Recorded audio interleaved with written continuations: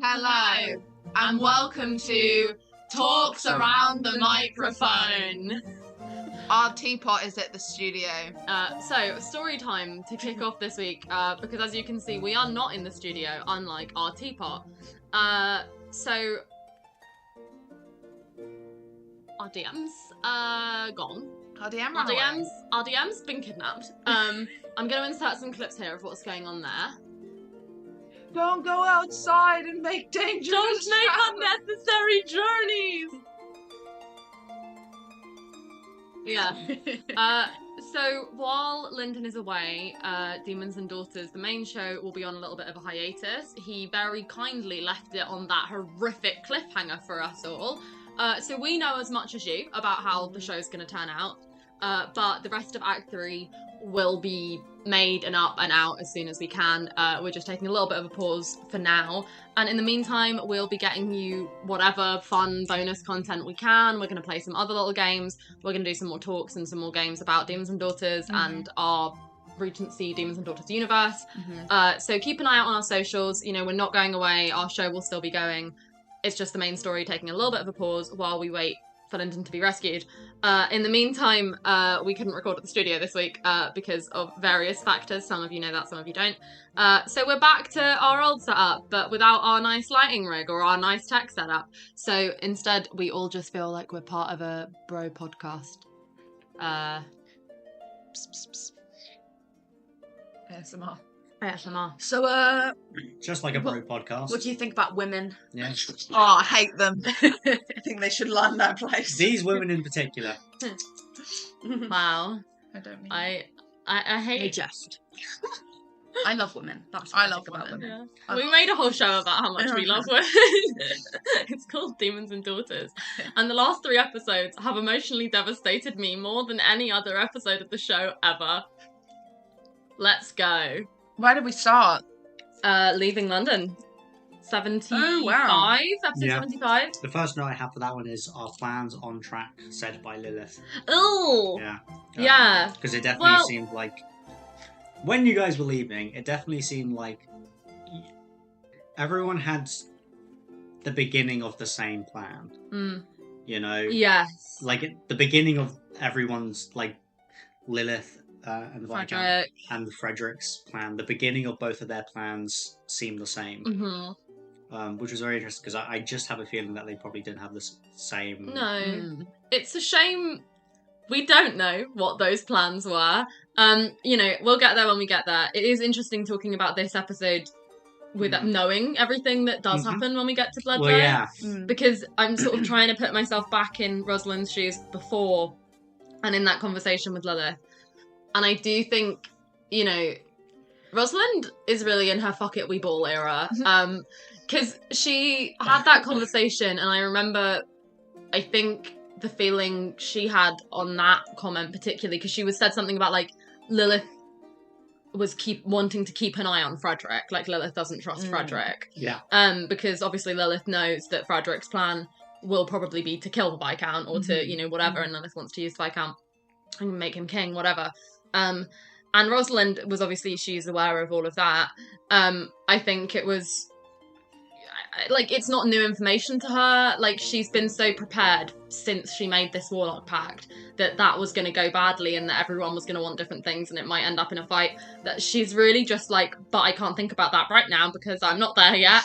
And she's just kind of fuck it we ball. Like, she was very in her, like, okay, well, step 1 is we get to Bloodlow. Like, she was really sort of compartmentalizing. She was kind of doing her old thing, but in a healthy way, I think, ish, of like, you know, well, there's no point me freaking out about that yet.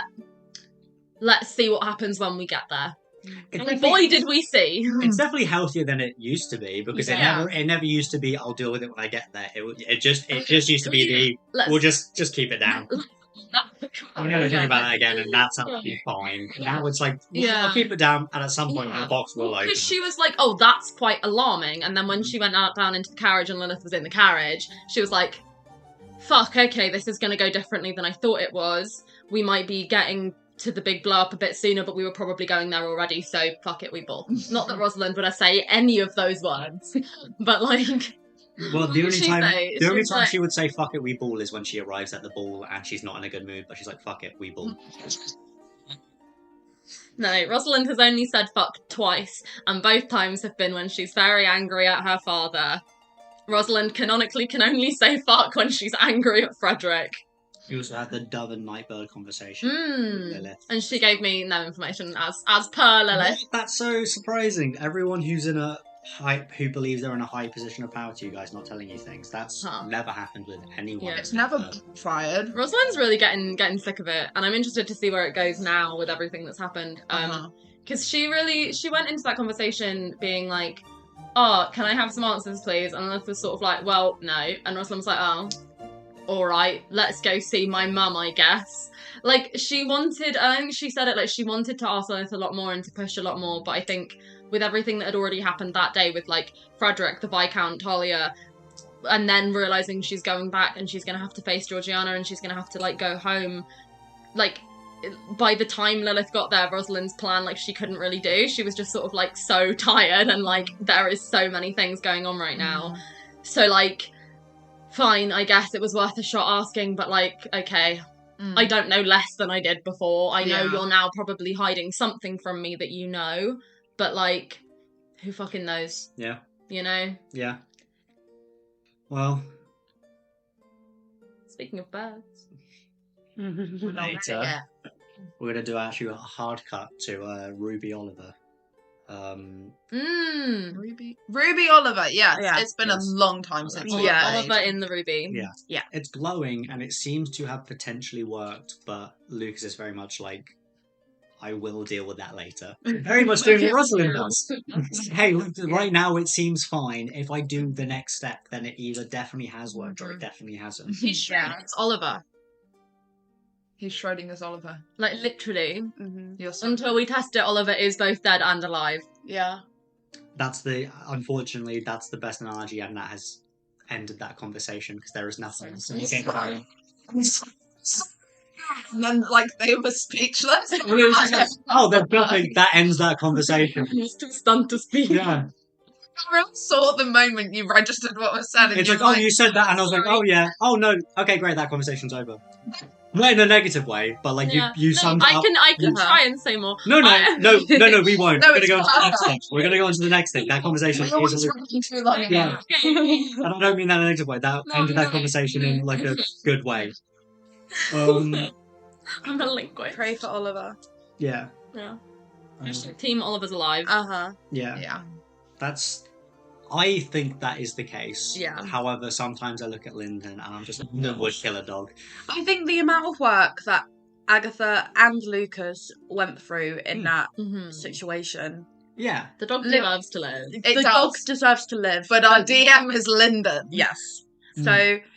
Who knows? Who knows? But then he's done so many, like, heinous crimes this time around. Maybe he deserves to give us a living dog as a reward. My brain just went, oh, hey, that's fun. Like, the thing does work, Oliver lives, Lucas dies. Yeah. But, you know, that's fine. Let's hope... He's not in Bedlow, so that's fine. Lucas will probably be in fine. Swap round to, like, at the start of this show, it was like, oh, London's really unsafe and everyone in Bloodlow is fine and safe. And now it's really like, oh, if you're in London, you're actually fine. Don't come to Bloodlow, guys. Don't come to Bloodlow. Harold and Talia apology conversation. That was really cute. That was cute. Harold kind of came through. Harold kind of said dad. Harold continues to be the best father and the best, like, NPC, in my opinion, on the show. That was really cute. I enjoyed that a lot because regardless of any of the issues between Talia and Frederick, I think Talia and Harold get on pretty well. Yeah. In that, like, I'll respect you, but you also respect me in the group, and we actually are equals. And I know that's not how it was for you, but you've done a really good job at, like, trying to work with that. And she kept thinking about hearing the bit of the conversation before where, like, Harold was on her side and was trying to help. Yeah. I forgot she overheard that. She just, like, went in and fucked that all up. It definitely, I felt in the conversation, the way Harold was speaking, it very much felt like Harold being like, yes, I used to be a pompous drunk ass. Yeah. You need to quit that shit, because I do drink, but however, I'm able to handle my drink Yeah. because I've got a lot of years of experience of drinking. And it's that, like, we've all got a more important job to do. Yeah. You know, like, if you want to be part of the Wardens, you kind of have to keep that shit under control. Yeah. But Harold went about that in a way that was like, oh, but I know it's difficult and I know you're going through shit that, like, nobody should have to be going through. And you don't have your actual parents around to talk to. Yeah. But I think I could feel watching it that Harold was aware that as one of the older relatives who are around, and because Frederick's not, and Frederick is so stuck in the old ways, like, it kind of is Harold's responsibility to parent all the girls a bit. And like, I think it's really sweet. And I just think it, like, all the three dads, we've shown a really good scope on the show, like a really good range of the way people deal with having been problematic. Yeah. And Harold is such a good example of somebody who's trying to learn and change and be a better father, not just to Agatha and Albert, but like in other parenting everyone. in other ways. Because it makes me think as well of at the end of Act 2, he was the one who went to Rosalind and was like, look, you are the leader. They all see you as the leader, so you need to, like, pull yourself together and accept that, basically. And I don't think that necessarily would have worked from anybody else. Like, it would have been very different from Madam. That's the only other person I think it could have. But it would have been in such a different way. Whereas she Harold... would have presented it differently. Yeah. Whereas Harold is, like... Harold is family to us. Yeah. You know, and Talia, like, has grown up with Harold as a adult figure in her life. You know, even if they weren't close, he was around. Yeah. It's also really interesting because that kind of put in my mind just the slight differences of how Madam and Harold would say things, because Madam would be very nice and kind of she would talk around to the subject. Yeah. Harold very much is just like, well, no, this is how it is. Yeah. I am sorry that is the case. That doesn't change anything. But that's exactly how Talia needs That's to do what I was exactly. about to say. Like, it doesn't necessarily work for Rosalind. Like, it sort of does and doesn't. Yeah. But, like, that's how Talia needs to be spoken to. And it really... Whereas, like, the way Madam does things pisses Talia off. Yeah, because Talia's like, can you get to the fucking point, please? But it really... I don't know, that conversation I was really like... I could really feel the, like, lifetime of knowing this person. Yeah. That came across watching it. Which was nice. And, like, how that shifted so that they actually... Because they wouldn't have, like, spoken before past, like... Happy Christmas. Merry Christmas. Yeah. But I like seeing the shift that they've had. And I think what's interesting, actually, now I'm just really stuck on, because I love Harold Pentecost, like, I think he's such a fascinating character. And now I'm really stuck on imagining, like, because Harold watched us all grow up from afar, including Agatha, and he didn't know any of the girls very well because we were just, you know, young girls in the family. And what he did know of us was kind of the stereotypes that everyone knew of us, like, you know, when he first woke up and he, like, had that comment about Rosalind and, like, oh, all she cares about is her perfect face or whatever, like. And in a similar vein, I can really imagine Harold, after the Talia Frederick debacle, looking back on his very few stilted memories of Talia as a teenager and being like, oh no, she's always had problems, you know? Oh, everyone thought she was just, like, a bit of an asshole, but, like, oh no, she did drink quite a lot, actually. Yeah. And I think that's a really interesting concept of Harold putting it together slowly, you know, in the time between the fight with Frederick and getting in that carriage, on the carriage with Talia. I like to think that Harold looked back on those memories that he's of, like, a stereotypical annoying teenage Talia and sort of recontextualized them. And because, again, he's learning to be a better dad, because that's what he did with Agatha when she was like, well, no, I wasn't happy, you know? And he had to look back and go, oh shit, I think you're right. Yeah. You know? And he's good at that. I love Harold Pentecost, that's all I have to say. So do I. My man, my G. My dad. I love my dad. My boy. It's your boy. Harold Pentecost. I have the note, artistic spirit mother. Do any of you guys understand the context of Artistic spirit mother? That is the only context. It's giving the blood wizard. Artistic spirit mother. What? So none of you understand that context? Let us know what you think What that means. does that mean? Because I definitely wrote that down, being like, that's... Did Harold say that, like, Amelia had an artistic spirit that he admired? Maybe. Maybe. I think maybe. I think he tried to talk to Talia because he was like, oh, your dad isn't here and your mum's not been here, so, like, hey, I'm trying to help, but, you know, I think that he was, like, he was talking about that he knew Gilbert so well, and he had known Amelia, and he didn't know her that well, but he really liked what he knew of her. Like, I think he was trying to connect with Talia on that level. That is correct. Yeah. I think that is correct. I'm so wise. I'm not, I'm just hyperfixated on this fucking campaign. I just really read that and I was like, what the fuck am I talking about? It's giving the blood wizards. Nobody warned them about the blood wizards. It's just Lyndon going, nobody warned me about the blood wizards. Agatha and Talia conversation about Rosalind and breakup. Oh no, this was beautiful. That was cute. You guys made me cry. Nice moment. I don't remember it. Well, no, I remember, like, Agatha was like, why did you do that? Yeah. come on then, We did. what you doing? And I can't remember exactly how you put it, but In such a long time. yeah, because you wouldn't have said, oh, I broke up with Rosalind. No, you I think I said I lost Rosalind. Yeah. No, you said I don't have Rosalind anymore. Like you said, I'm struggling with all of this stuff, and then you sort of paused, and I edit the show. I know these things, and there was a moment where for me I could see Talia sort of like weighing up whether or not she wanted to talk to Agatha about it. Yeah. And I think it was really nice that she did open up and like lead the way for Agatha to ask questions and like be there for her. I think that was Talia making a healthy choice towards a friendship that is often difficult. But Talia was like, I don't have Rosalind anymore. And you might have said in the way that I used to or something like that. And Aggie was like, what? And Talia was like, oh yeah, it was bad, like, and it needed to end. And then Aggie was like, you really love her, don't you? Yes, And I remember that. That broke me as a player. Yeah. I guess it's like from watching how Talia is with Rosalind in comparison to whatever the fuck was happening here. Being like, yeah, like you really do love her. Otherwise you wouldn't be acting like this. Yeah. You would be more level-headed. Well, Face disagrees with you. What? Talia being level-headed. You know.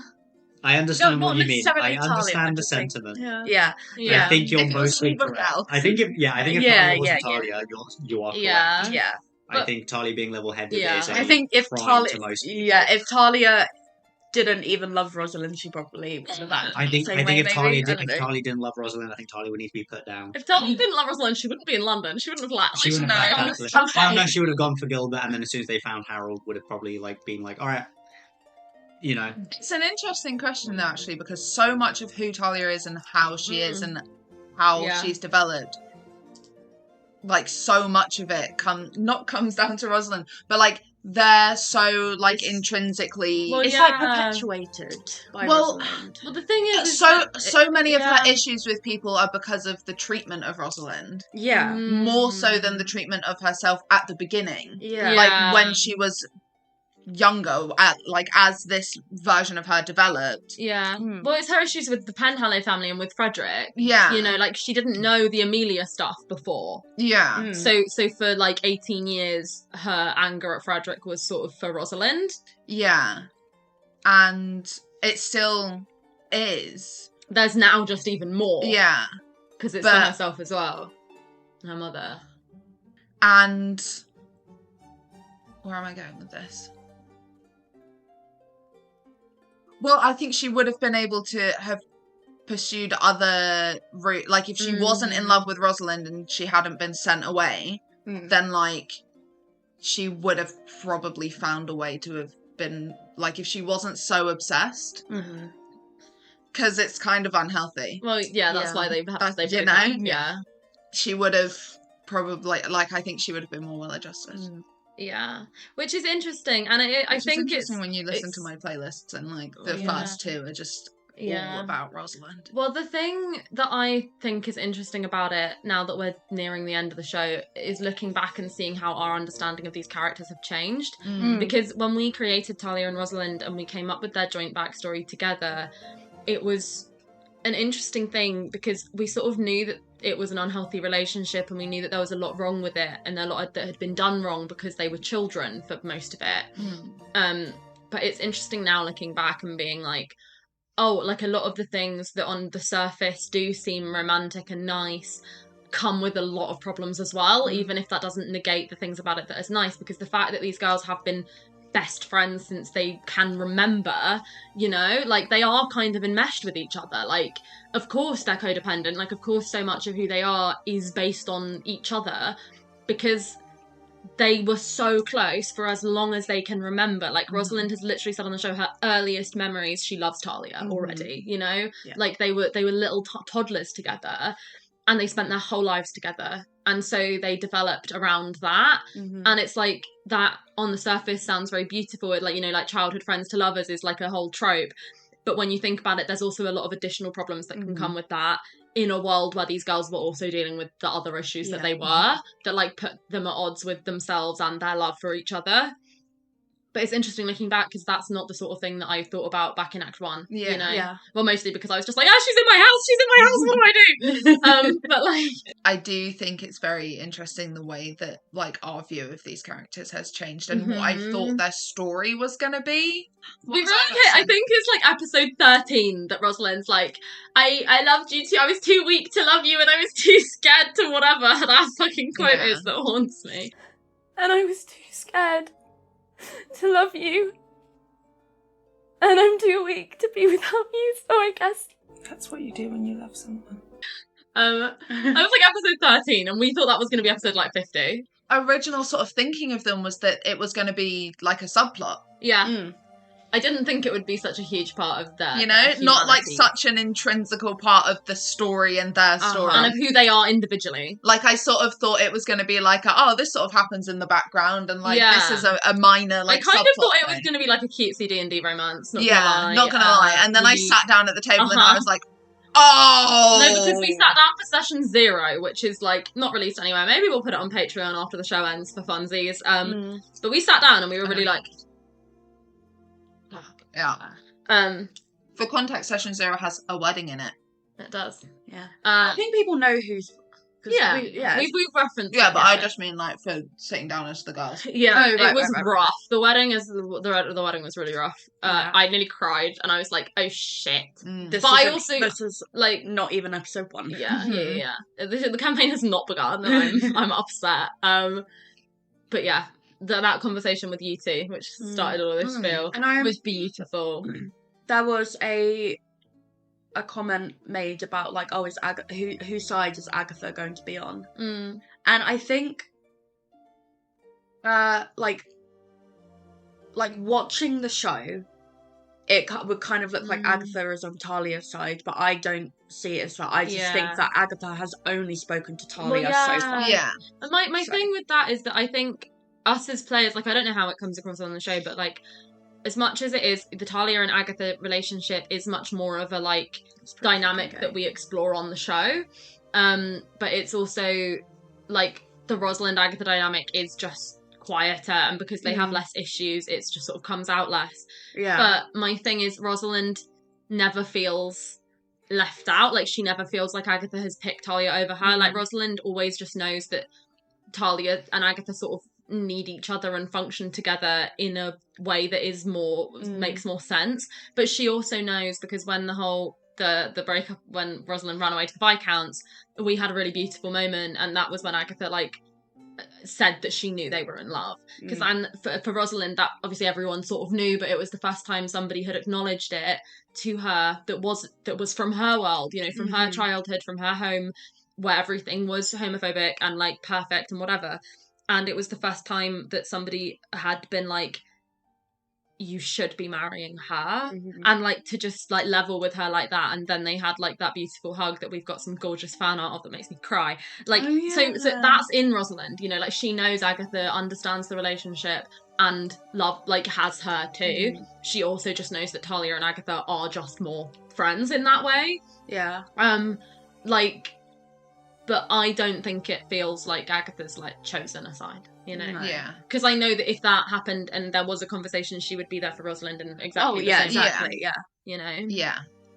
It really did make me think, when was the last time Agatha and Rosalind have had a conversation? Yeah. And I don't mean in the same conversation, because you guys Yeah. When's the last time the two of you had a conversation? Talia was there for it.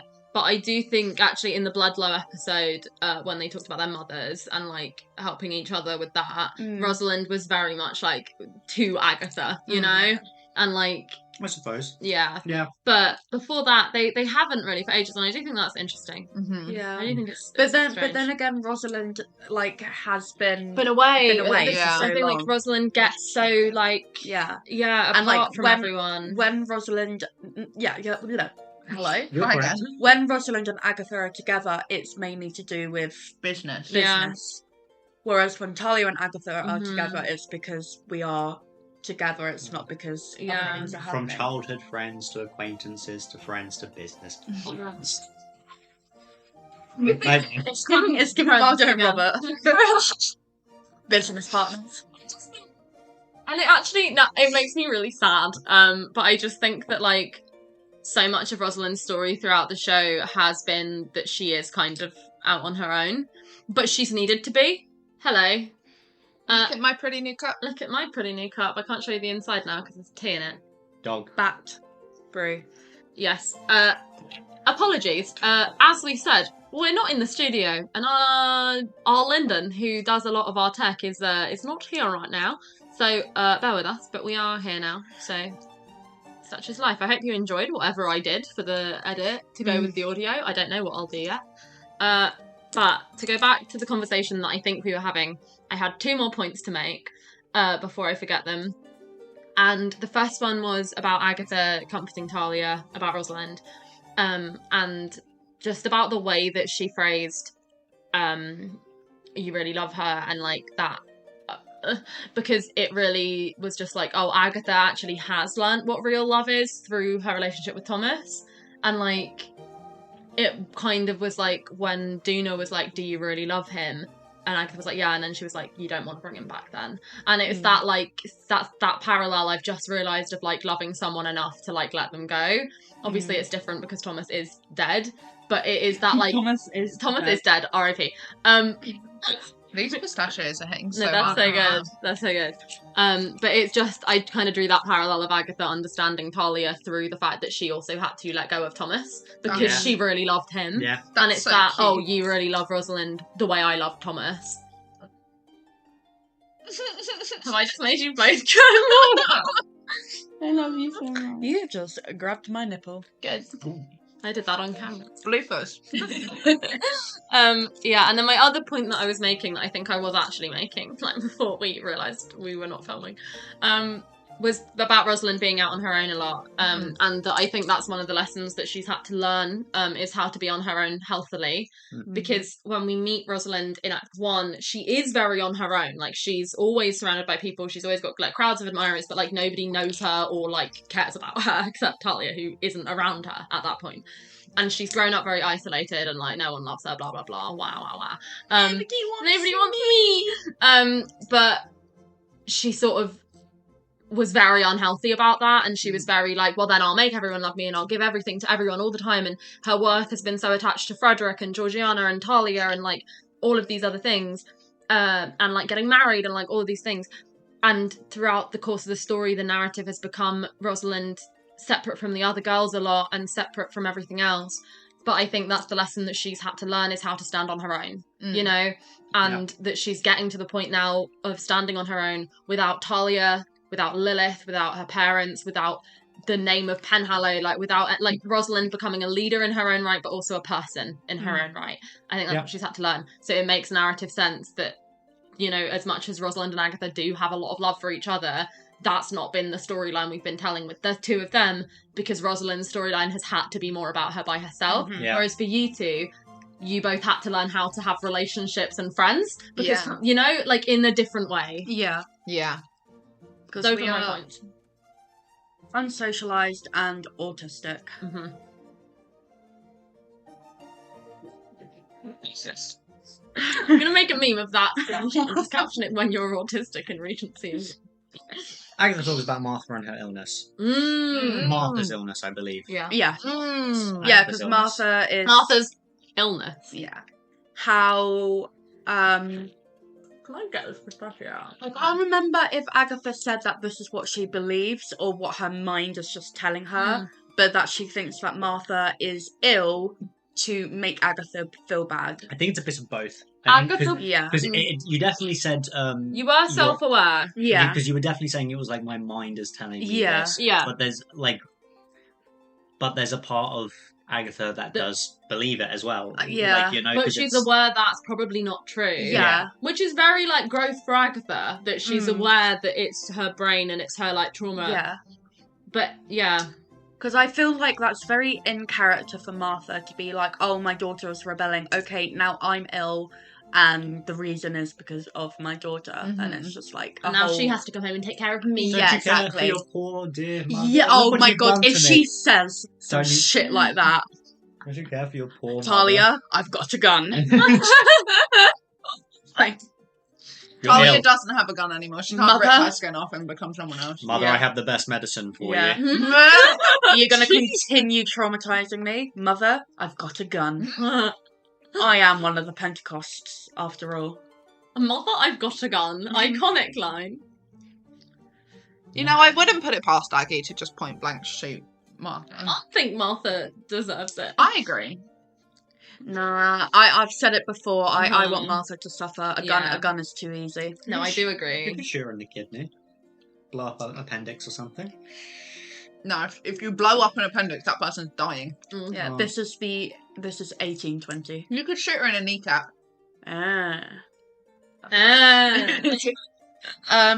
But yeah, it's because Agatha has had a lot of growth, both independently and socially, since coming to London. It's a very slow growth, but it's a growth nonetheless. Yeah. And that there is that very real possibility that once, like, she's gonna hear Martha's voice or something, or see her face, and all the bad things are gonna start coming back, and Agatha will just...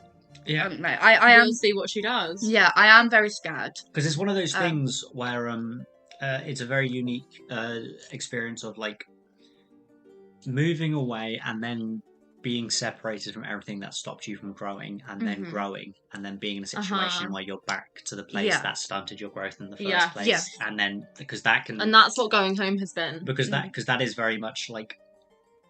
Because it's either going to do one of two things. It's either going to send you back to that place completely, and all your growth while you're there is gone. Or it's going to be a case of like, oh no, I am aware now. And I'm done with this. Yeah. It's going to do one of two things. I did really enjoy the Agatha Rosalind bit of I give you permission to slap me if I go back to it. And then Rosalind saying the same thing. Like, I just think Rosalind said that. Yeah, but Agatha said something to that effect the thing that I was about to say is that, like, not to sort of slightly jump ahead, but it was nice that Agatha was, again, aware of that potential of reverting, and she was scared of it, and she was like, guys, I'm so worried. Like, what if it all just goes away when I see her? And that's why I'm really glad, like, in that moment, we did get a moment before we went back to Penhall Hall where it was just the three girls, and we could have that, like, okay, well, we're not going to let that happen, because, like, we know you, and we're here. And then, Rosalind was like, oh, and if I start doing that, like, please smack me, which I just think was really funny. So the gang that's going to Bledlow, or has gone to Bledlow, but at this point going to Bledlow is the three of you. Yep. The two fathers, Frederick and Harold, Albert. Well done for remembering him. Oh, I'm not the one who forgets him. I remember him every time. And then Lilith and the Viscount. Yeah. Gang of 8. Fun times in the carriages. I will say, because as you guys go to Bedlow, there was the guards, and I will say that was fun. A little Jedi mind trick from Frederick, being like, no, we're okay. Question was actually really funny, and again, it also just made me be like, oh, Frederick at court, Frederick in political situations, interesting. Not that he would do that because he's like a man of honor, but like he definitely has in some situations. He absolutely would do that. And you wouldn't? I have said many times that I play a bad character. My character is a bad person. Rosalind wouldn't. Interesting. Unless, but she would in certain situations, but she wouldn't, like, in a non-magical situation. She would do that to other, like, things with magic. You know, she, like... It's fair. But then the difference is Rosalind is very good at convincing people to do stuff without magic anyway. Yeah.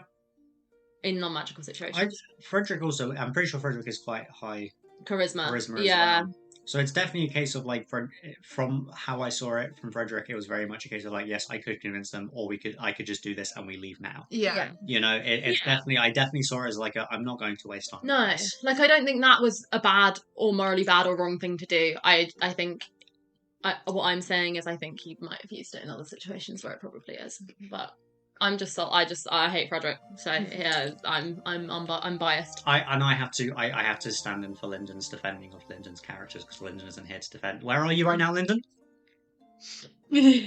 So yeah, I have to step in sometimes and just be like, I can understand why you think that because I also don't like Frederick, but I also am like, I can't see him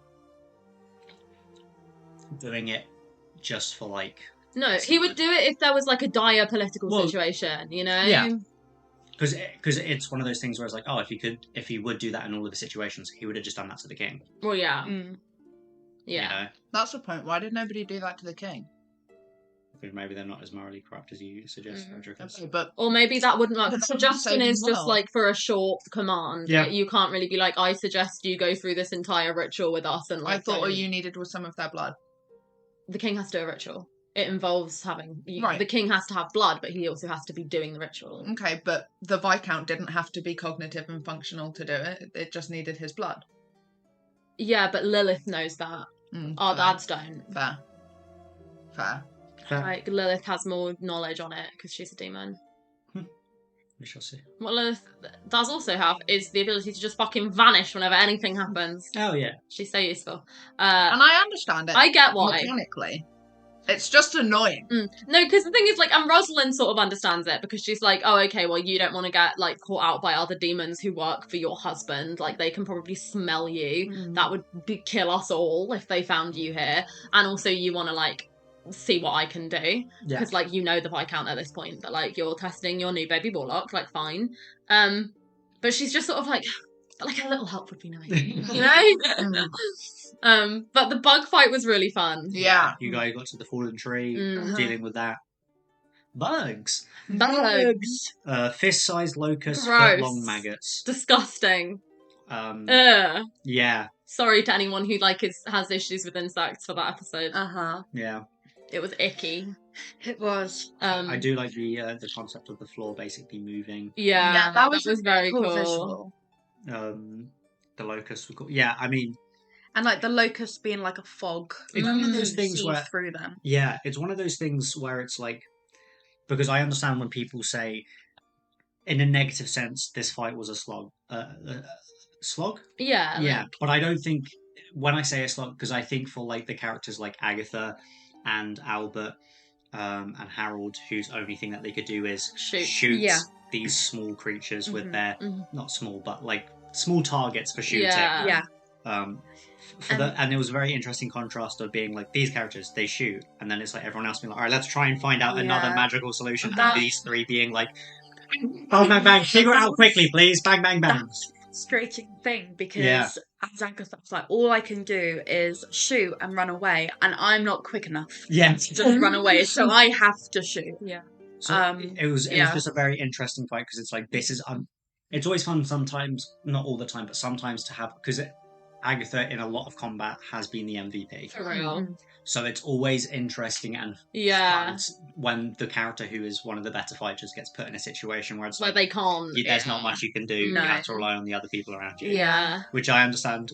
Frustrating. It's frustrating. But it's also really fun to see from a character perspective. Like to see Agatha be like, well, fuck. There's only so much shooting up and Harold like picking up a cushion and just trying to swat them. Legend himbo that he is. And like, but then I really like the description as well of like Albert in the same vein when he shot the final like maggot, and Lyndon was like, this maggot is just crawling towards Albert like, and Albert just is so tired and he just raises his gun and like puts it down. Yeah. Like, and I really liked it. I like seeing combats where different people are put in different situations because I obviously like Rosalind was kind of MVP in this one and that was fun for me because it Rosalind is normally she is the only caster but like she's because she has to be on healing duty, I'm always really careful about what spells I use. Mm. But I sort of knew we'd be resting again after this. And I've got way more spell slots now than I used to have. And it's a fun turnaround, because obviously in the first combat we ever did, before Rosalind knew she had magic, me and Lyndon had decided we were not going to metagame it. So that first combat, Rosalind had no weapons and no magic, and literally all I could do was like try not to die. And that it's really fun for me to watch her, like, to have played her in those situations where she's on like complete panic and helplessness, and then to go into a situation where she was actually like one of the people carrying the fight. Yeah. Like I did like 30 damage in one go at some point, like because I had them hexed. Yes. And it was really fun, and I love the aesthetic of Rosalind doing warlock magic. Like I love playing with the flavour of it. It's so cool. I loved, oh my god, the fact that Lyndon rolled equal initiative for the Viscount and Frederick. So they were moving in tandem and they were doing the same things, because the way he would describe, like, both their hands come out, and one is the Radiant Bolt and one is the, like, not Radiant Bolt, but, you know, the Sorcerer's Burst. Yeah. And one is the Eldritch Blast. Like, so cool. And Rosalind just in the middle, like, fuck these two guys. Like, I hate this. Like, free me. But also, like, holding her own more powerfully than them, but also having to do warlock magic in front of her father. Like, so good. 10 out of 10. Also, Talia's big jump was kind of great. Talia's leap was fun. That was fun. I like it when Talia, like, is very D&D. Yeah. Of all of them, Talia's always the one that's like, I'm going to do a massive jump. Or at least that's what she used to do. Let's find out how she functions now. Anyway. This is the inside of Taya's cup, Oh, if you wanted to know earlier. She sure. finished her tea. I did. It looks like a flower. It's la la la. But yeah, you guys won the fight. Horses died. Got more horses. Talia carried us like a suitcase. Oh, yeah. Bag. No. That's so funny. So deranged. I love it when our show is like so sad and tragic, and then just like the most deranged thing ever happens for like a second. Yeah. Funny. I'd forgotten about that. Yeah. Stupid. Funny. Like so stupid. So dumb. So stupid. That's really one of those where I'm like, oh, the dads were just like lads at some point. Yeah. You know? Yeah. Yeah. And then we got to Bloodlow and we saw a familiar figure. Now That's back. it's Sorry. time for you to talk. Real quick though, the thing that I think is really funny about that technique specifically that Frederick used, Gilbert's not a strength-based fighter. No. So, like, how did that work? Well, Because Talia is as strong as a horse, we figured that out. Gilbert is not. I think it's because it's like in monster form and then being twice the size. Yeah. So Yeah. like 14 feet. Because you did it in human form. That would have been on Gilbert in monster form. That's true. You know, like 14 foot tall. Like, because your monster form is like 7 foot something. 6 foot. 6 foot, yeah. So Gilbert is, Yeah. I assume, slightly bigger. Mm. I assume so, probably, yeah. I don't know. Talia's taller than him now. Yeah. True. Human- Same height in human form. Yeah. Yeah. Anyway. But either way, it's a double-sized monster. Demon grows when she grows. Hello, yeah, Seth's back. Seth was How do you feel? covering a fence. How do you feel about being back? Your turn to talk. It's interesting. It's very interesting because there was a lot of times in the session that we were talking about where you guys would say something to Seth which is like insinuating magic, and Seth has to be like, I genuinely have no idea what you're talking about because I don't know anything. Like, because Seth is not going to be like, you know what, maybe there is a magical thing going on about, because it's like, you guys are like, is anyone acting weird? And I'm like, you guys are acting weird. I don't know. I don't know what You like want to say. disappeared. Now you're back with all these random Yeah. fuckers. Where's Rosalind's hand gone? Like, what are you on about? Yeah. But yeah, it's Why is interesting. Talia taller? It's only been Well, a couple because months. teenagers do grow. Teenagers Yeah, do but in grow. a couple months. But Seth's finally got the little pube tash going on. he's so cute. I love Seth. Oh, it's going to be such a shame. Baby. Dies. He's not gonna die. I don't want him to. I'm I'm just protecting him with my life. But yeah, it's interesting being back. It's just funny because Lyndon was like, how do we get Seth back into before they get into the house? And we were discussing the ideas, and I was like, well, there's a like Seth would be given the work that like No one wants to do. no one really wants to do, and they're like, yeah, it's like, okay, just send Seth to fix the broken fence. Like, Yeah, there is going to be a fence somewhere that is broken because of cows. because of cows. Send Seth to fix them. I think that's so funny because I really just think that some of the like higher up servants were just annoyed and they were like, right, what's a task that can get him out of the house? Mm-hmm. Yeah. They were like, just get rid of him. Yeah. So it was just like seeing the carriage come from the distance, hearing someone whose voice he doesn't quite recognise because it's been a few months. And you rolled really bad perception. Well, which makes sense for Seth. And then just seeing the carriage get closer and then seeing the lord of the house that I work for driving the carriage. Seth immediately is like, okay, something's wrong. That shouldn't be happening. Where's their driver? Yeah, that was interesting. Yeah. How do you guys feel? Back with Seth. Yeah, I love Seth. Very, very kind happy. of sad in a weird way. Because like Seth sort of represents like innocence and we don't really have that anymore. And I think Rosalind is just so like obviously she's not actively scared Seth's gonna die, but she is in the sense that like everyone now that she knows is like weak and human, like compared to like she just knows everyone at home is in danger because of them now, and she's like, that's kind of sad. And I think, I don't know, it's weird. I just think going back to Bledlow in general is quite sad for me because there's like that bittersweetness of like Rosalind doesn't really think she's gonna go back there again after this. And like Seth is somebody who is just like warmth and goodness and kind, like she really does believe Seth is like a nice, kind person. And so there's that sadness of like, you know, not being able to exist in the normal world anymore, not wanting to be part of her family anymore, but like there's still good things about it. But like he's so good and pure and innocent, and like I just hope that nothing bad happens to the innocent people of Bledlow, you know? Yeah. It's a lot of that. But it was nice to see him again. It was really like heartwarming. Yeah, it was interesting seeing everyone again. Who was the first one I saw? It was Talia. Talia ran over first. And it was Agatha that called out your name, but then Talia that ran over. Yeah. Yeah, it was very interesting because it was one of those cases where it's like, okay, I am in view of the Lord of the House, so I should be proper and I should be good and proper and following. And then Talia's like, don't bow to me. Stop bowing. Like, I'm gonna get fired. Like, yeah, I'm gonna like. Hey, I'm gonna be so for real. Say it like that. No, I know. Like, I'm gonna be so for real. I'm actually more comfortable. She was a little bit. She was a little bit like, don't bow to me. It was quite, because from Seth's perspective, it was very much being like, no, you can do whatever you want, and Seth being like, I actually can't do whatever I want. Believe it or not, I actually... my boss is right there. I actually can't do whatever I want. And I know it was very much clearly, like, the Rio part of me was like, it's clearly coming from a place like, no, like, we're friends. But in Seth's perspective, it's like, we're actually not friends. You're people who were nice to me and then left. We're not, like, it's one of those... It's very odd because it's like, because from Seth's perspective, he was never friends with you guys. Well, yeah, obviously. Because you guys are the boss's daughters, bosses, you know. So it was one of those things where you came over and was like, oh, yes, these are the people who are nice to me. My boss, my big boss, big boss mustache man is right there. He does have a mustache. So I am going to be really, I'm going to be polite, I'm going to be kind, I'm going to be proper. I'm going to call you by your proper names, Miss Bronton. I'm going to do all the things that I've been taught that I should do, and I should be on my best behaviour because I got questioned when you guys left because I was the last person.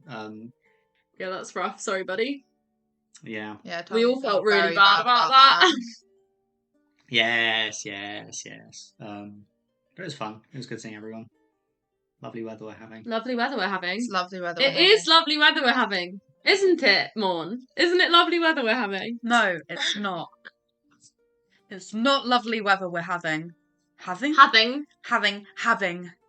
Yeah. So everyone in Bledlow is under some kind of spell. Except for Seth.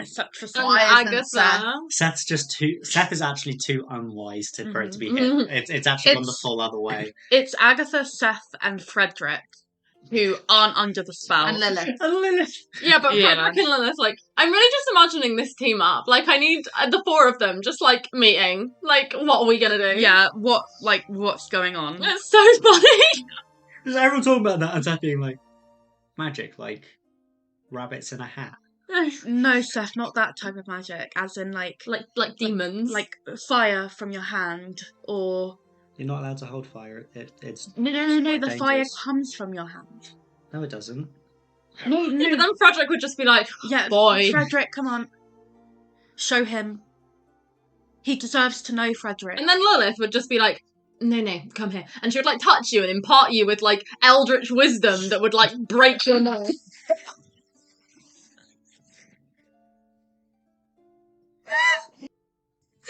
But yeah. That was incredible. So the whole I don't know. gang started to head back to the house. Well, going to the church first. Yeah.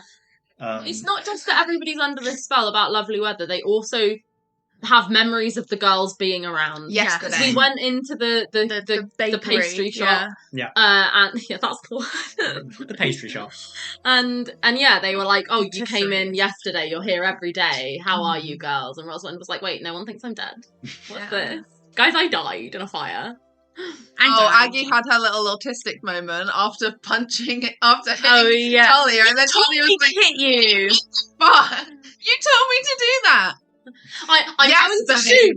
I'm going to shoot someone. I've got a gun. Oh no! Oh no!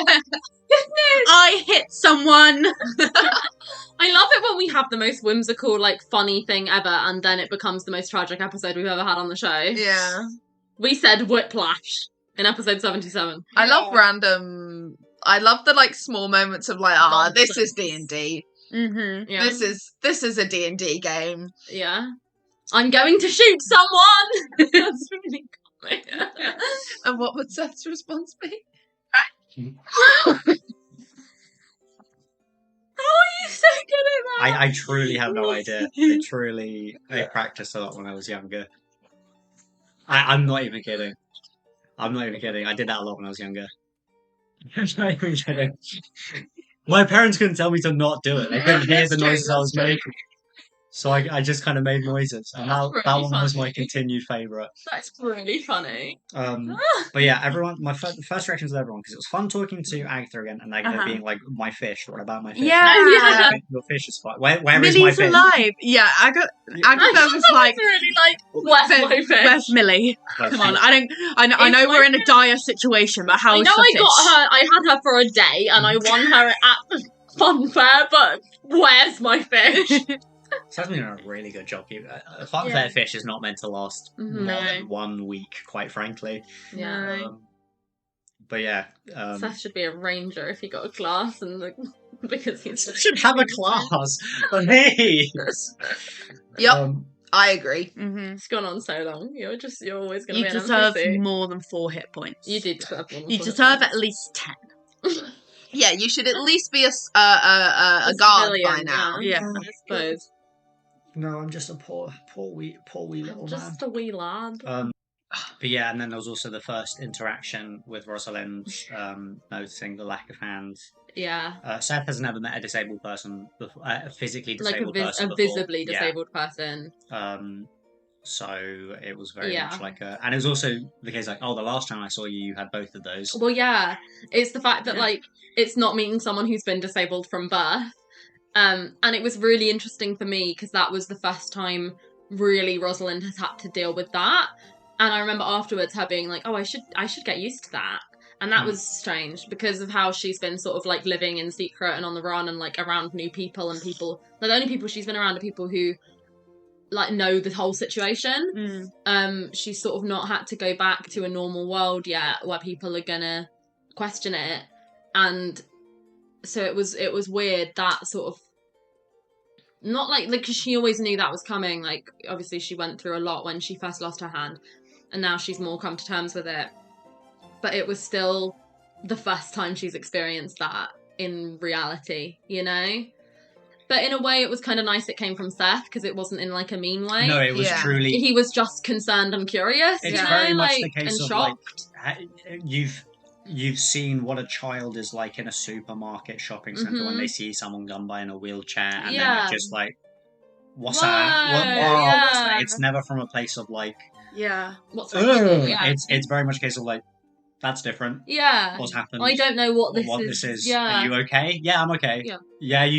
Yeah, Are you certain you're okay? You know, it's And Rosalind, bless her, she was really like, she really wanted to reassure Seth. She was really like, no, I'm okay, I'm fine.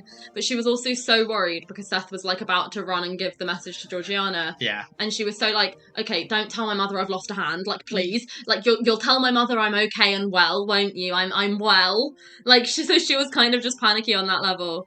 But I do think that was a nice way for that to be her first experience of someone questioning her limb difference, because the way Rosalind was always like imagining that when it first happened was like at balls and social events and like people being mean and ableist and like making comments, and that's always what really scared her, whereas that was actually just like she was like, no, you're fine, you know, like it's so okay. It was a combination of curiosity and like concern. Yeah, it was just like, this is different. You used to have two. Yeah. I do want to, before we get onto the big main thing, I am curious the whole scene with Seth giving the info with Georgiana. So good. I am curious what thoughts were you thinking. I don't know. I'm so intrigued. I'm really like, why is Seth the one doing it? Yeah. Because if Seth is everything that you've said and is so low down and he's just boiling the water all the time, why is he going to the current head of the house? Well, because he's the one who's seen them. Like, he's the one who has the message. Still. But the way that they interacted wasn't, this is the one time Seth has come to give information. No. This is, Georgiana and Seth have a dynamic now. We're boys, isn't it? The thing that was getting me about that, and the thing that then really threw me off, was because obviously at the start I was like, oh, it's because Seth isn't under whatever spell everyone's under. I was like, oh, Seth is like aware. Right. And but then Georgiana was, because she said something about the lovely weather. She was like, now why don't you go and enjoy the lovely weather? Because you were like, is there any other jobs I can do for you? And she was like, no, run along and enjoy the lovely weather. Yeah, but I just assumed that was Georgiana being like, I'm the one that cast the spell, so I'm like, just... I assumed that was because she has knowledge of what it is that's going on. Well, yeah, but obviously, like, in the moment, I didn't know that. Because in the moment, I was like, Georgiana is my human mother who knows nothing of any of this. Oh, yeah. I am always suspicious of Georgiana, and I thought that she knew what was going on. And because of the description that Lyndon gave about her being sat on that chair. Well, yeah, but this is my thing, was that conversation... Because out of character as a player, I've had those thoughts, and I've wondered, but like as Rosalind, that would never cross her mind. Are you okay? Listen, what, should we open a pistachio? I open a pistachio just a bit like that, and I look over and I see Morne going... Opening a pistachio? Morne's watching. I can have a pistachio of my own. Yes. Yeah. I wasn't giving you my one, I was opening it for me. I don't know why I was watching you do that. But no, my point was that, like, but as Rosalind, and as the state I'm in when I'm playing Rosalind, it would never enter my mind to be suspicious of Georgiana in that way. But then in that conversation, I was really like, no, what is going on? Because why is she so calm? Like, why does she know? Like, why is she expecting this? Like, who's warned her? Like, how does she know what's coming? Why are they so familiar with each other? Like, what has happened before? Like, what conversations have been had this whole time? Where are the boys? Where are Archibald and Edwin? Why are they absent? Why did she know to keep them away from it? We ain't got none. Yeah. Because, like, that I'm very interested in, and I'll get more onto Rosalind's brothers later. But, like, no, that scene, I think, really threw us all. But in that way that we were also, like, anticipating going in and seeing her, that, like, we were all just like, wait, what? Like, what's happened? Yeah. But yeah, that scene was fantastic, and we were all really like, what the fuck are these two doing? Yeah. What have Lyndon and Rio been talking about? Like, what has happened in Bloodlow? And we still don't know. Will we ever? You better stop talking, boy. So I've basically explained the context behind that scene. So basically what's been happening since you were gone, blah, blah, blah, blah. You guys just have to find out. Backstory stuff. Blah, blah, blah, blah, blah. Pretty hair, blah, blah, blah, blah, blah. Nice hair. Yeah, Seth's hair is nicer than it was. It's because he's been groomed. Different to Rosalind, but groomed separately. But yeah, no, it is very interesting playing that scene, because all you know is that they've questioned, all that Seth told you is that they questioned Seth after you guys. Yeah. Yeah. And Seth did say that he said some lies but some truths to Reginald when they were being questioned. Yeah. I'm so intrigued on what Georgiana did with that. Yeah. I'm so intrigued. With the knowledge we now have of Georgiana. Yeah. I'm really like... And what knowledge is that? What happened when you guys entered the room? So you entered the room, and good old She did this for hours after we finished filming. I cried for the rest of the day, face down on the living room floor, and all I could say was... Yeah, she... And I was cuddling my doll, Rosalind. Cute. I had Talia as well. Yeah, they had the lovely... They all walked in, and then... good old... My heart was going so fast. Just keeping an eye on everyone, and then... Then the Viscount opened his big fat mouth. It's just so funny, just like the idea of like this all happening, this whole tense, everyone feeling tense, walking in, Georgiana sat in the chair, and then Seth stood by the door at the back of the room, just kind of like, yeah, hello, clearly witnessing things getting tenser and just being like, yeah. My job is to stand right here. If anyone was in danger, I couldn't even do anything because my job is beach. Yeah, Seth is just Ken. I'm just Seth. My job about to release a new song called I'm Just Seth. But yeah, it was so tense. Yes. It was so tense. And when Lyndon started, that sometimes when Lyndon DMs, I think you can see the switch flip when he knows he's about to like deliver, and he sort of goes into like when he starts speaking, I'm like, oh god, like, and the hair on my arm stand up, and I'm like, oh, something's happening. Something's happening now, because he just sort of had this little tiny smirk when he was like, then the Viscount steps forward, Yeah, and I was like, what the fuck are you doing? Always a little smart. Because in my head, I sort of had expected for the Viscount and Georgiana to like face off. Like when I knew nothing, I was like, well, Georgiana isn't stupid, and if anything is going to make her snap and really angry, she is going to be like, what the fuck has been going on here? You've ruined my family's reputation, you know? And I thought that she would sort of put him in his place in that way, and Rosalind sort of was worried that might be a possibility, but she also didn't really think that it was, because she didn't know what was going on. And I never considered that it would be the first thing to happen. Yeah, I sort of thought we'd do a nice fake meeting, and then later on something would make her snap. He would do or say something. But now it makes so much more sense that, of course, it was seeing him and hearing him. And I think what was interesting as well, and what was really nice, sort of filling in of gaps from Lyndon, was he described through the Viscount talking to Rosalind before they went in, that when the only other time the Viscount and Georgiana have met was at Rosalind's birthday when she turned 18, and they never spoke. They were never in close proximity to each other, because the Viscount was just sort of like mobbed by men trying to get like business deals with him, and like Georgiana all the mothers would be pushing all of their daughters towards him, and Georgiana was organising the party and hosting, like she was busy, and so he sort of had already set that up. So it then made so much sense when Georgiana, like, when what happened. But, like, he steps forwards, he's doing his whole shtick of, like, aren't I amazing? Yes. So nice to meet you, my lady. Sorry, Talia was watching this, being like, are you stupid? Like, he's never met Georgiana Penhollow before. No, but I'm really like, does that work? Unfortunately, it does. If this wasn't a magical family and everything that happened, yes, it would. If Georgiana was a normal Regency mother, this would have worked perfectly. Yeah. Well, it's giving Mrs. Bennet being like, 10,000 a year! 10,000 a year! Who cares what he's like, you know? Yeah. Like, I guess. But, yeah, he opened his mouth, and the feelings that go through me when I think about Georgiana just... And she was like, stop your blithering nonsense or something. Like, chills. And yeah, and I don't know about you guys, my like, what's going on just like built and built and built. And then all of our faces when Lyndon was like stinking of a fucking bitch. And we were all like, first of all, Georgiana can swear. I didn't know she was allowed to do that. We were like, what the fuck? Mummy. But like, we were like, oh god, because that was, she knows. Yeah. Oh, she knows what that is. And it's that, and she couldn't pick up on that at the party because she wasn't one-on-one with him and he was far away. And that was setting that up. And like, oh god, she knows. How does she know what that is?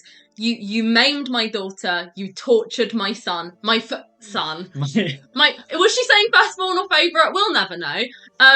I think she was going to say my favourite son. I thought Lyndon was going to say fucking. Well, I don't know what Lyndon was going to say. In the sense of the scene, I think Georgiana was going to say firstborn or favourite. It's either fucking firstborn or favourite, and all three of them emphasize makes sense. Yeah. All three of them kind of do the same thing. Yeah. But yeah, so I'm like, she fucking knows everything. Then how does she know everything? And then and it's Lyndon played it so beautifully because you can really see the build up and you can really see the like final shreds snapping in Georgiana of like when she stood up and she was like, you must think me such a fool, like I cannot stand for this any longer. And then the light and the embers and the burning, and we're like, fuck, Georgiana has magic. Yeah. Okay, what is happening? And at this point, I think what is happening was like obviously like absolute shock horror, but also there was an element of joy and relief in mine. I can't speak for anyone else because I was like, oh, and she's gonna fight for us, like, and she's anti the Viscount. Oh, okay, this is what is happening, and I'm so scared, but like also this is good.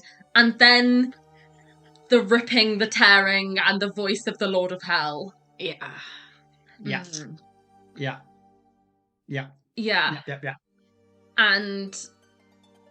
the burning. Just in like I just remember being sat there being like, what words are you saying right now? Like what? How is this happening? Like what?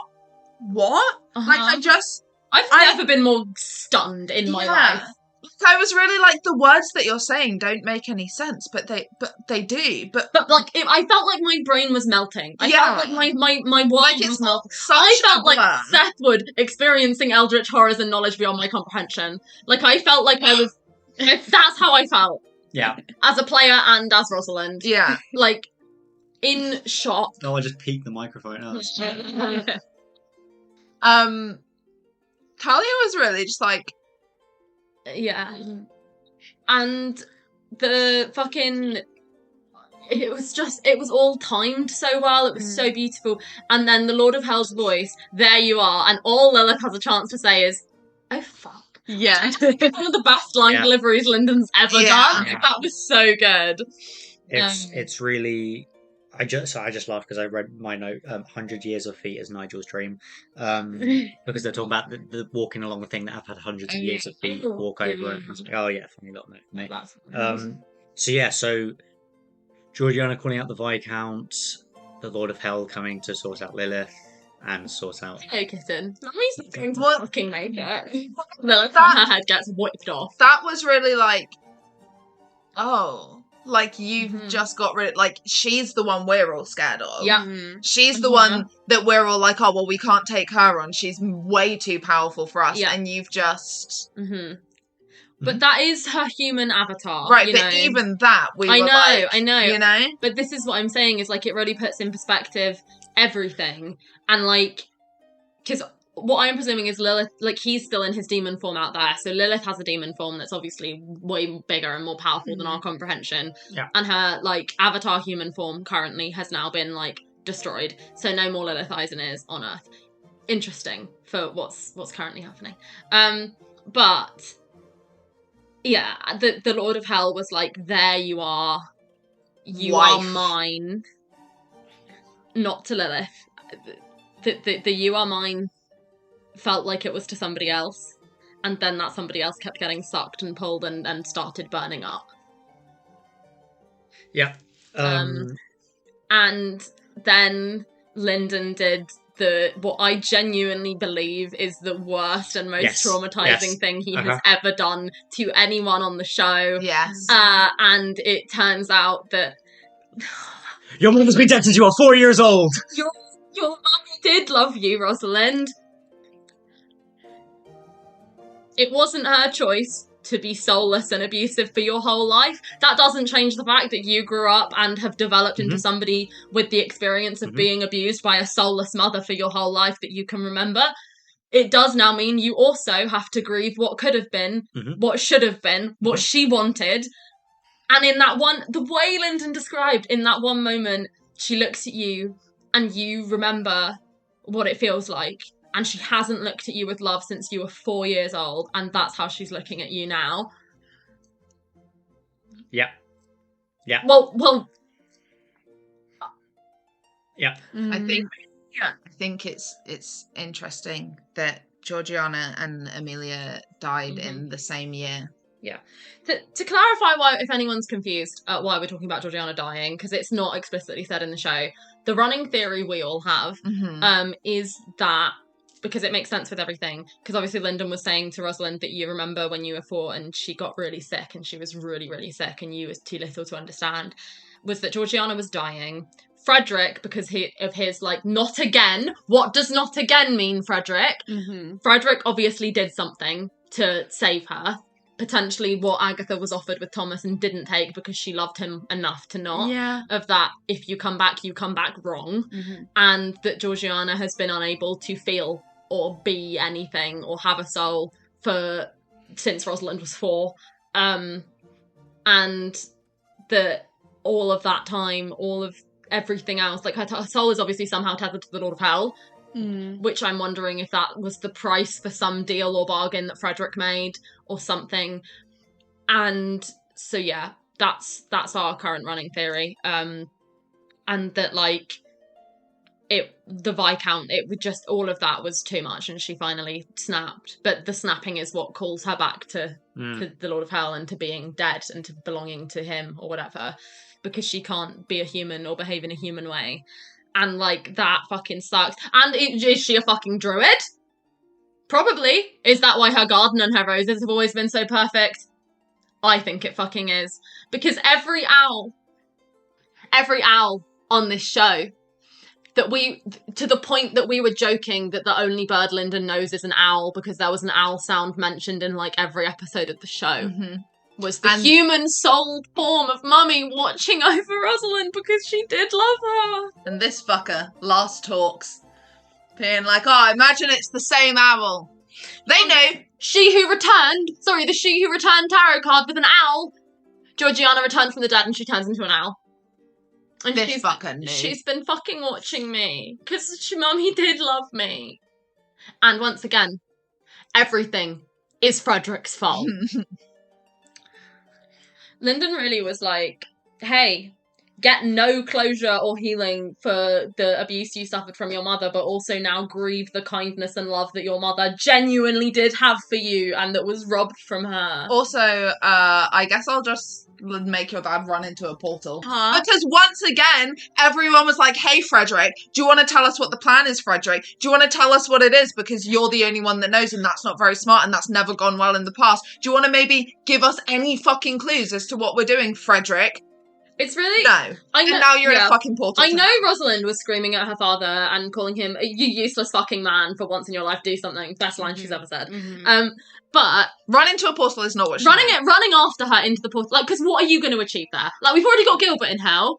Like, Mummy's gone now. And she said she was going to hold him back. And she clearly, like, is able to do stuff to do that. Like, she did that confident that she could hold him back. She could sacrifice herself in that way. Frederick, what have you achieved? What have you achieved by running into that fucking portal, Frederick? And now both my parents are gone. Bye, I guess.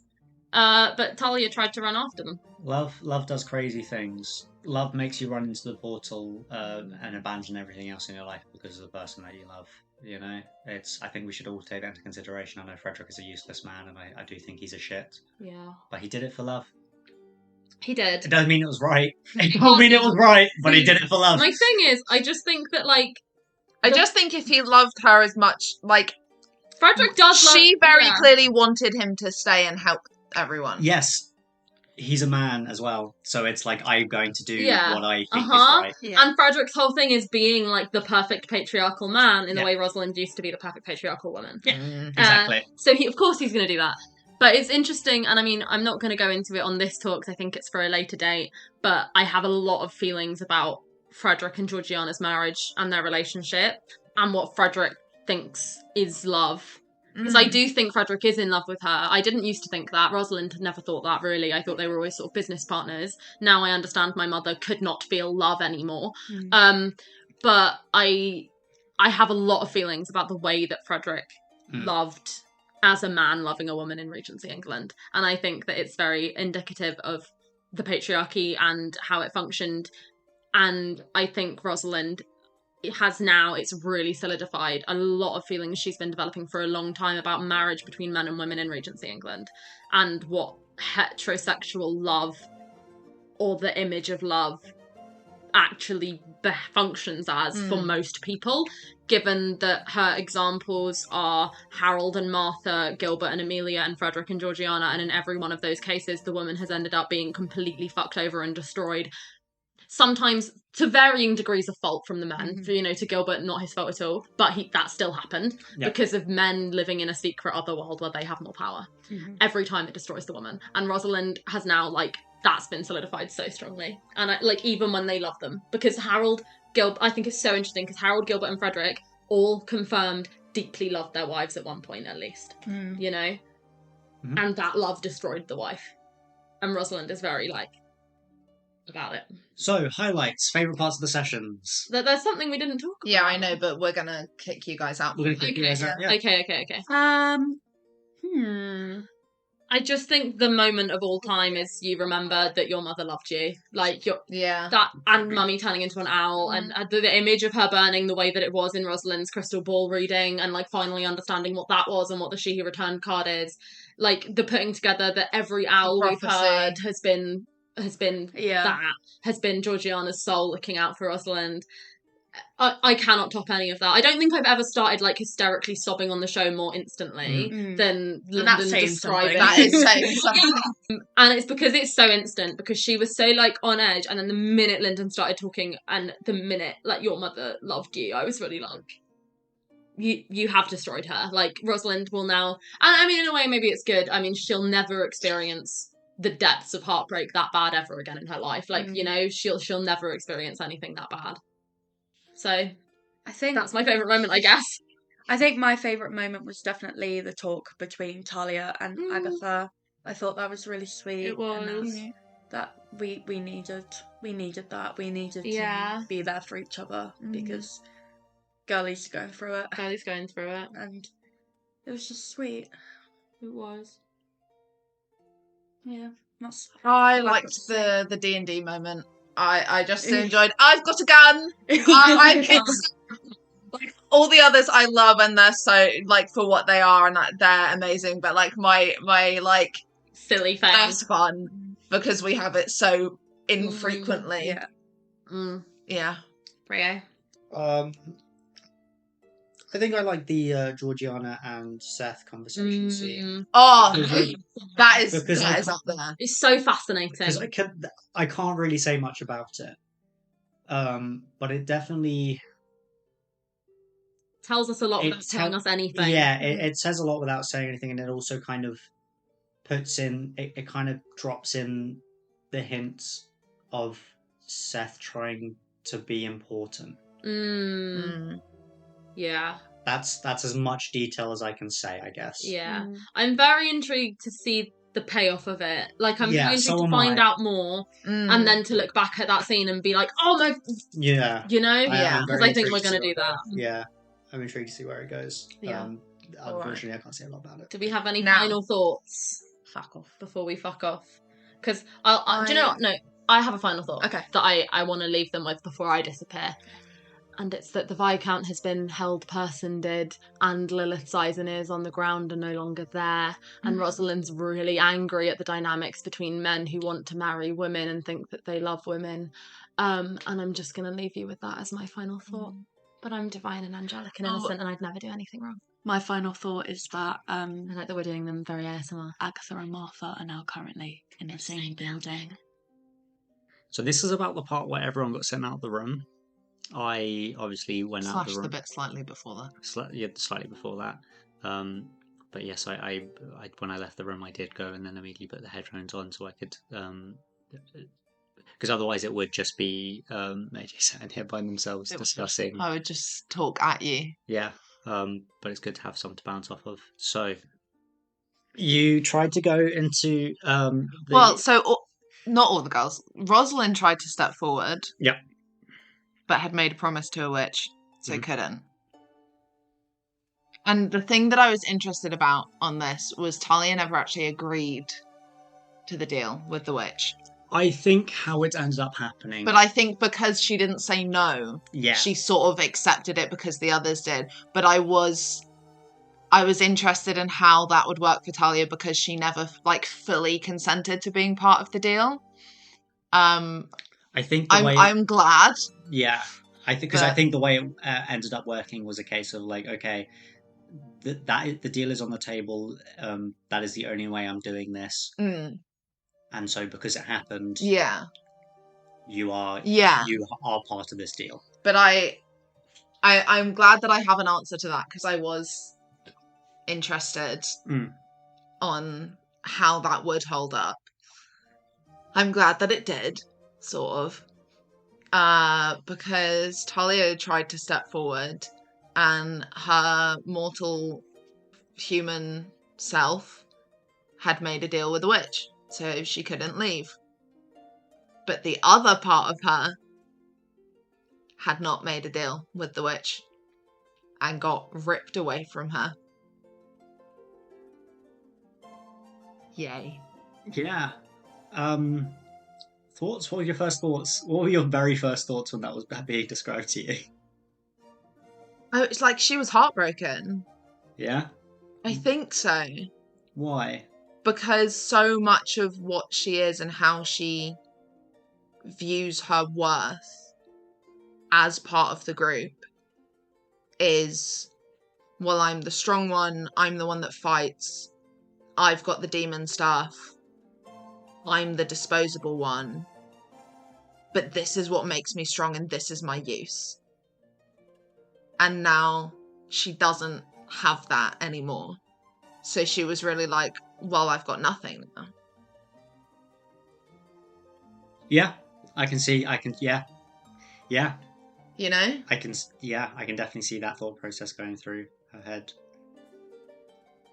Which is good that she now has to grow and see her worth other than being the one who could be killed in combat. Yeah. Because you still know how to fight. Yeah. And like she will realise that she has worth except from that. I just think so much of what she thinks her purpose is, that was like her last thing. Yeah. That was like her final thing, you know? Like she, on this trying to be a better person thing, I know it's very new, but like she lost Gilbert, then she lost what she thought she had with Rosalind. She like lost her sense of herself and thinking that there was anything redeemable to her. And her final thing was, well, at the very least I can do this. At the very least I have this. Well, and now she doesn't. It's one of those things where you have to strip down everything of who you are to start building yourself to be a better person. Yeah. And that, yes. And I'm interested in how it will be moving forward for like her story, but also like mechanically, I don't really have a class anymore. You can still hit things. I can still hit things, but I don't, like, that's it. You know? I don't have any of her other features. I can't do any curses. I don't have any magic. I can't transform. I can't do any extra damage. All I can do now is I hit it with my sword and I do a DA. You know? If you crit, you do 2. You do 2 DAs. You know? But like, yeah, I'm, you know, like, and all of her other stuff, like I don't get advantage on any of my, like, I know that perception was not what she was good at, like I don't have any pluses, but at the very least I could smell things and I could hear things a bit better, like I had a chance with those, and now that's gone. Now that's gone. I don't get any advantage on strength-based things. I think my speed goes down. Yeah, probably. Either my speed goes down or like at a future level where it would have got more, because I think actually she's got 40 feet because of mobile.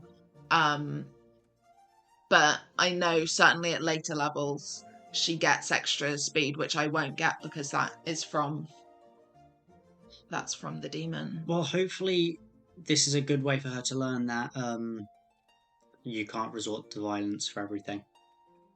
Yeah. Even if she does try to do that a couple of times to get her ass beat, she can't resort to violence for everything. Yeah. Yeah. I'm scared. I'm not. I'm surprisingly really looking forward to this. I'm really looking forward to it. I'm worried for my girlie because I think that was it too, is she always sort of knew that she could take it. Yeah. So she never really cared. Like she never really went into a fight worried for her own life. Even though she was like, I'm the disposable one and I can take all the hits. She always went in being like, well, I can take all the hits. I don't get resistance to anything anymore because I can't transform. I just think it's become like the next fight. I think she's suddenly gonna realize, oh, like I can die now. Welcome to Seth's life every single day. Yeah, but Seth isn't part of a warden of demon fighters. Yes, but Seth can die falling off a horse. True. So, you know. Because that was her other thing, is like, well, I can find them. You know? Like she had more of a sense of being able to find them, or at least she felt she did. Well, she still can, just the other part of her. Because that one part of her's in hell. Yeah. That's pretty cool. I'm very interested in how it's going to be going forward, having like two versions of her. Yeah.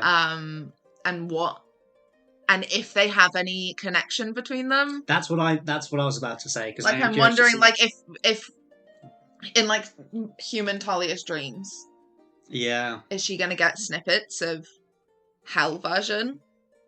And will she know what that is? And like, are they aware of each other? Do they have any... If demon Talia dies, does human Talia die in real life? Yeah. You know? Probably not that, but...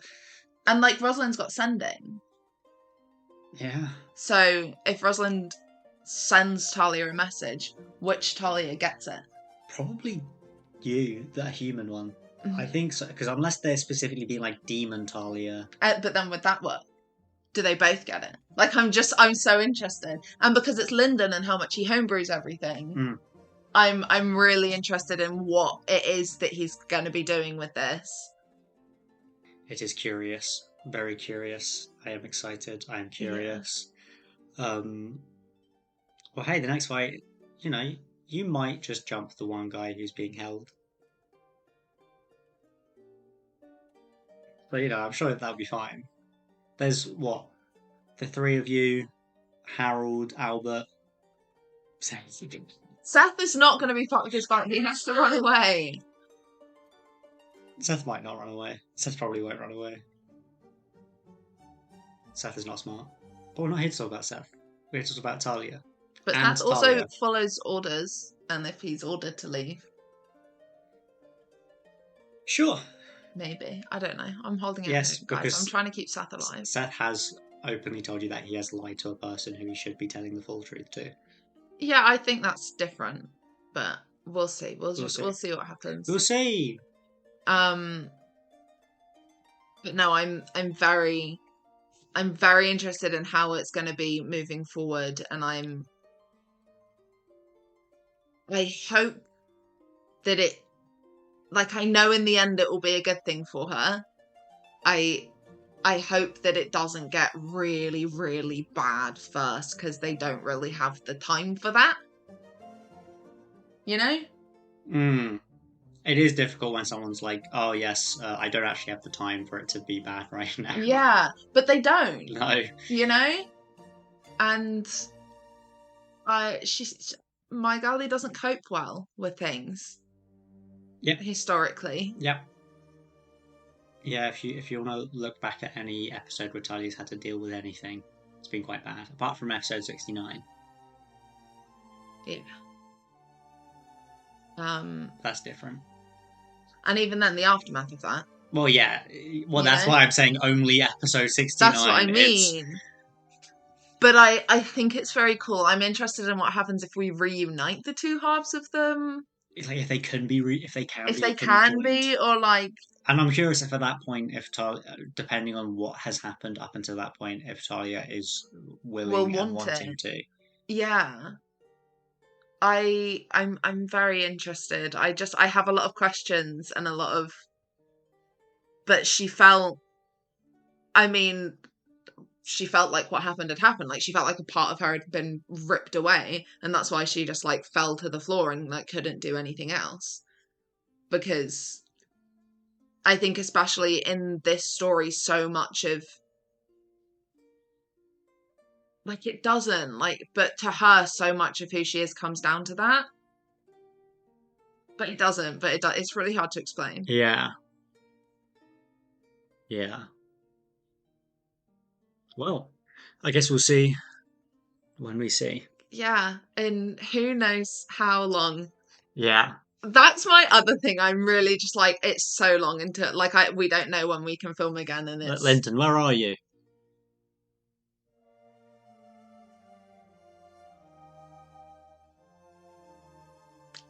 So like, come back.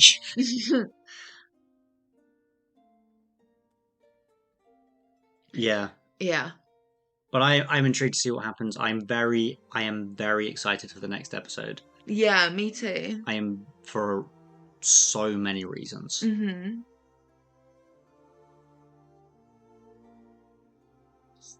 But I hope you enjoy all of our future stuff that we will be doing in this brief interlude. Hopefully brief interlude. Hopefully brief interludes. We're going to, I guess, experiment with things, because that's all we can really do. Yeah. Let us know what you like when it happens. Give us suggestions of anything you want to see. This is a really good time to tell us anything that you like, want to know, want to see, anything that you think would be fun.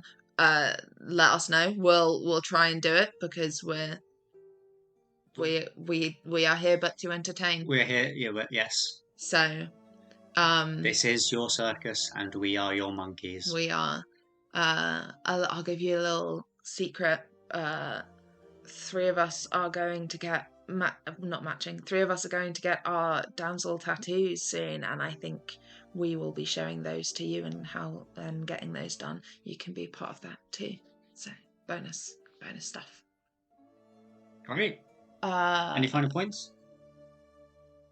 I love my gully so much. I fear for my boy so much. Yeah. But yeah. Until then. Subscribe, follow us on Blue Sky or any other social media. Yeah. Does Taya have access to the TikTok still or not? She will at some point. She will at some point. It's a whole kerfuffle. Taya got banned from TikTok. Banned from TikTok, so we can't access the Damsel account at the moment, so that's fun. But it will be back. We're working out ways of getting it back. Yes. So still go follow it, because it will be up again. Yes. It will. Yes. Do it. It simply has. Yes. You know, we have to promote ourselves, follow us, and all of that. Yes. All the kerfuffle. But I think that's everything. I think that's everything too, and we'll see you until. And the next thing that will be uploaded is something that we don't know about yet. Yeah, so enjoy that. You're at this current moment of us recording, you know as much about the next thing that's coming out as we do. Yeah. So that's fun. Until next time. Submissive and subscribable. Bye.